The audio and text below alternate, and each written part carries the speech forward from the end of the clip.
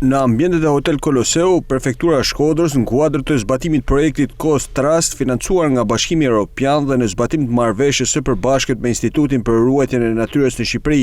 zhvilloi një takim konsultues për promovimin e strategjisë së kujdestarisë mjedisore bregdetare, të hartuar për zonën pilot të lumit Buna Velipoj. I gjithë efekti dhe impakti i produktit final të këtij projekti do të jetë pikërisht për ju, do të jetë pikërisht për komunitetin. Është kënaqësi që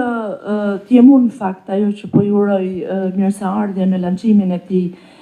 projekti ose të kësaj strategjie të kujdesarisë mjedisore bregdetare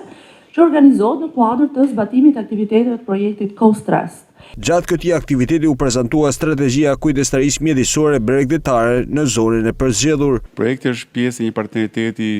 mbar evropian, ku janë 8 partnerë nga vende të ndryshme të Evropës, si të Bashkimit Evropian, por edhe vende që aderojnë në Bashkimin Evropian, si Shqipëria dhe Bosnia-Hercegovina. Të gjithë bashkë jemi duke promovuar një model të ri kujdestarie për zonën bregdetare, ku partnerë të ndryshëm, institucionet të ndryshme që kanë përgjegjësi dhe interesa në menaxhimin e zonës bregdetare, bëhen bashkë dhe bashkëpunojnë për të garantuar një menaxhim më të mirë të këtyre burimeve. Pikërisht sot jemi këtu për të promovuar një marrëveshje bashkëpunimi midis institucioneve kryesore, që është prefektura, bashkia, por edhe administrata të tjera rajonale që funksionojnë lidhur me menaxhimin e burimeve natyrore në zonën bregdetare, për të vazhduar më tej me aktivitete konkrete që zbatohen në terren në bazë të projektit, ku do të mbështeten si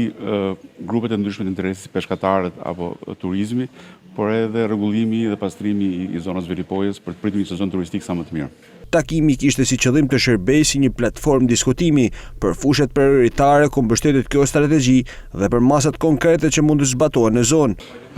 Mund të themi që Velipoja në përgjithësi dhe gjithë pjesa e lumit Buna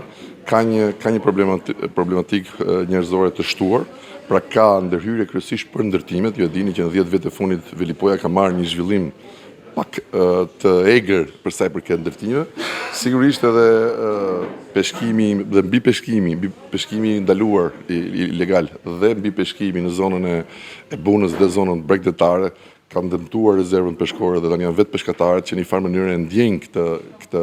zvoglim të sasisë peshkut që kapin. Pra këto janë probleme që lidhen si me pjesën toksore dhe pjesën ujore, të cilat na bëjnë neve që ta shohim të zonë si të veçantë. Zona pilote e lumit Buna Velipoj si pjesë e detit Mesdhe përfaqëson një pasuri të jashtëzakonshme të biodiversitetit, por njëkohësisht është ekspozuar ndaj presioneve të mëdha, ndaj përfshirje aktive e institucioneve, sektorëve ekonomik dhe qytetarëve, është thelbësor në ruajtjen e diversitetit biologjik.